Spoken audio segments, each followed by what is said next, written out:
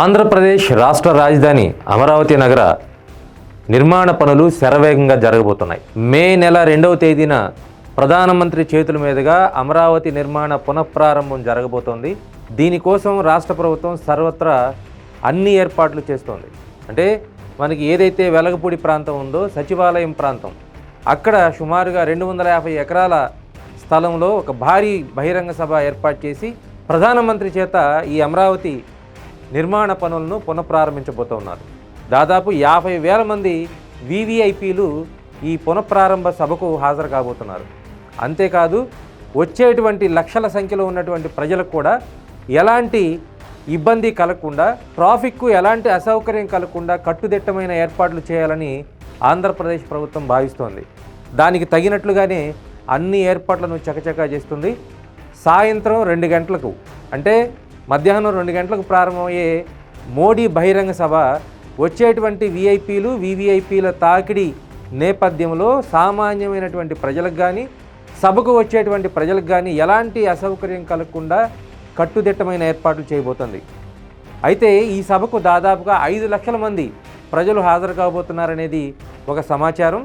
దీంతో పాటు 1 లక్ష మంది ప్రజలు వచ్చేటువంటి ప్రధానమంత్రికి ఘన స్వాగతం చెబుతూ రోడ్డుకి ఇరువైపులా ఉన్నటువంటి స్వాగత తోరణాలతో వెల్కమ్ చెప్పబోతుంది ఆంధ్రప్రదేశ్ ప్రభుత్వం. సో గతంలో ఉద్దండరాయనిపాలెంలో ఏదైతే అమరావతి నిర్మాణ పనులను ప్రధానమంత్రి అప్పుడు ప్రారంభించారో, ఆ తర్వాత కొన్ని అవాంతరాల వల్ల, ప్రభుత్వం మారడం వల్ల కావచ్చు, లేదంటే నిధుల కొరత వల్ల కావచ్చు, ఏదైనప్పటికీ కూడా అమరావతి నిర్మాణం అనేది ఆశించిన స్థాయిలో జరగలేదు.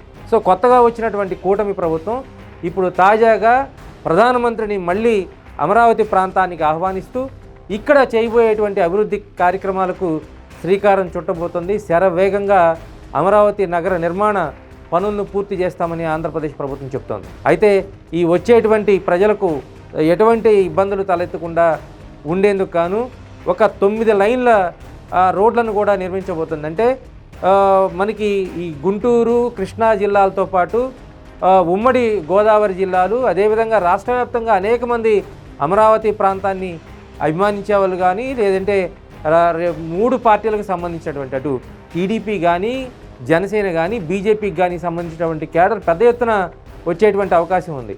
ఈ నేపథ్యంలో వచ్చే వాళ్లకు ఎటువంటి ఇబ్బందులు తలెత్తకుండా 9 రోడ్లను, తాత్కాలికమైనటువంటి రోడ్లను నిర్మించబోతూ ఉన్నారు.